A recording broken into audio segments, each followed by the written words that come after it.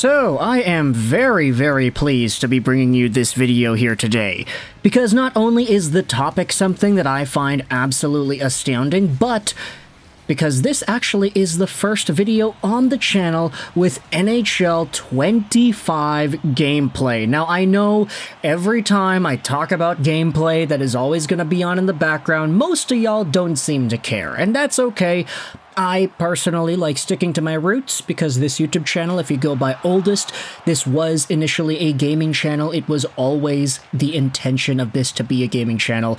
I just happened to evolve the gaming from talking about GTA and Call of Duty to talking about the NHL and eventually real-world topics with gameplay in the background. Also, this business that I have on YouTube, it allows me to use the yearly NHL game purchase as a tax write-off, so I essentially get the game for free. No, that's not how it works, but still, you get what I mean.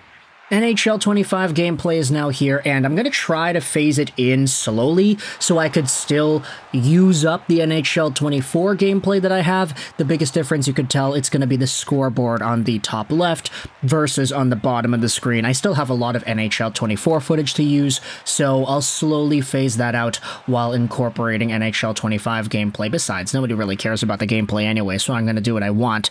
Anyways, what I wanted to do in this video was talk about the Montreal Canadiens and the new looks that we have on the power play. Take a look at this image. It was posted onto the Habs sub by Shogun2909. Power Play 1 features Nick Suzuki, Juraj Slafkovsky, Cole Caufield, Kirby, Dach, and Mike Matheson. Meanwhile, Power Play 2 uses Alex Newhook, Joshua, Patrik Laine, Brendan Gallagher, and Lane Hutson. Now, these power play units are not necessarily what I think most Montreal Canadiens fans would ideally have themselves. If you told most Canadiens fans, hey, make the power play, I think, and I'm just guessing here, the majority of Habs fans would go something along the lines of Suzuki, Slafkovsky, Caufield, keep those three, and then you would put Laine and Hutson as the other two guys. Then for the second unit, you could realistically throw on whomever. I don't think too many Canadiens fans are going to be too caring about the second unit, but if you wanted to toss out some names, I think just some of the same guys rotated around Newhook, Waugh, Dach, Matheson, Gallagher. You could throw on whoever. I think most Canadiens fans are focused on that first unit. But honestly, I'm going to say that with these units the way they are, I kind of like them. Not necessarily because I wouldn't want to have Caufield, Suzuki, Slafkovsky, Laine, and Hutson together, but because if the Montreal Canadiens decide to roll with this sort of a setup, I would assume that this would lead to the Canadiens balancing out both power play units evenly, right? Maybe with this sort of a setup, it's not really ideal to have a power play 1 and a power play 2, just have two different power plays. Because with the talent distributed the way that it is, I feel like the first unit, it's kind of like what the Canadiens had last season. Just add Kirby, Dach. But ultimately, Slafkovsky, Suzuki, Caufield, and Matheson is a unit that works.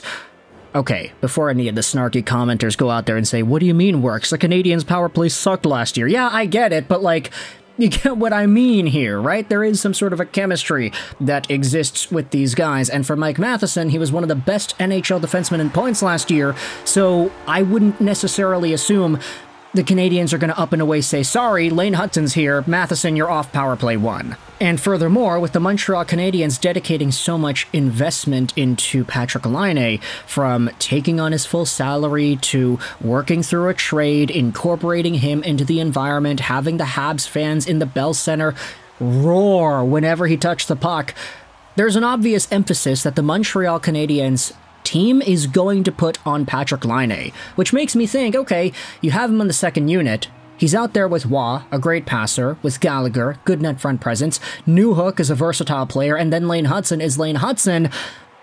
Wouldn't it not be reasonable to assume the Canadiens and Martin St. Louis would want to balance out both power plays instead of going just straight power play 1, and then you have power play 2, take the ice for like 40 seconds or whatever? I wouldn't be surprised if with this setup, the Canadiens actually start both power plays evenly at the beginning of these man advantages, because you have too much talent and too much potential placed on that second power play unit.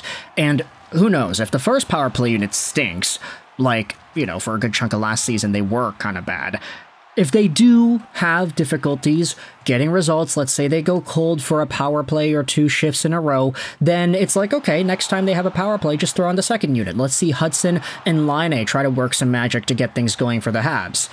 And furthermore, power play units are never really stable, like they never really stay the same for the majority of the year. Even some of the best power plays have some movement from the year beginning to the year end.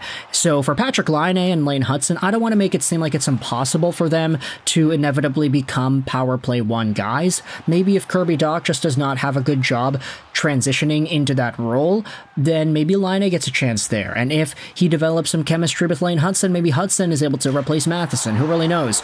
It's going to take some work, but it's going to take a little bit of resume building first before that goes down. Some of the comments on this R Habs thread go out there and talk about how Laine was a goal scorer from the power play and half of his goals came from the power play, and how he's got that ability. Maybe try Dach in the second pairing as well instead of Laine or whomever else. There are a lot of options here, but realistically, with this setup, I think it would make a lot more sense for the Habs to evenly distribute the ice time instead of giving most of the primary power play minutes to that first unit.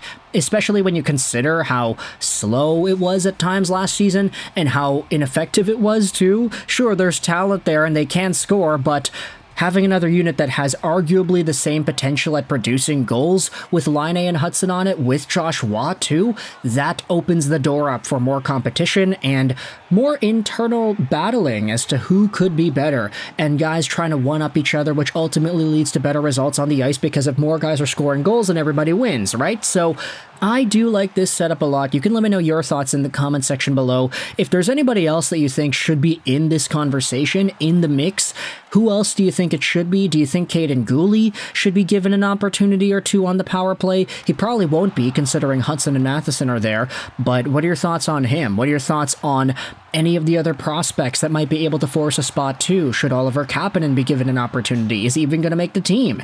If it's not Kapanen, is it Dvorak? What are your thoughts on Josh Anderson being left off of these units here? There's a lot of debate to go around with the Montreal Canadiens, and I want you to let me know your thoughts in the comments section below. How do you feel about these units? How do you feel about Laine, Hutson, and Waugh being paired together? What are your thoughts on Brendan Gallagher being included on here? Would you rather have Anderson over him?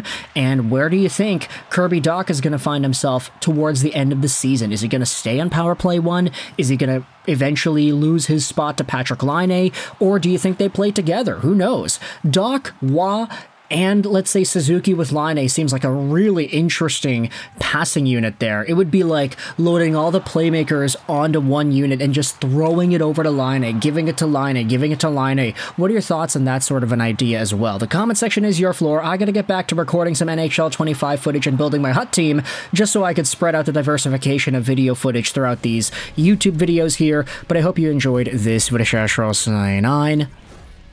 And bye.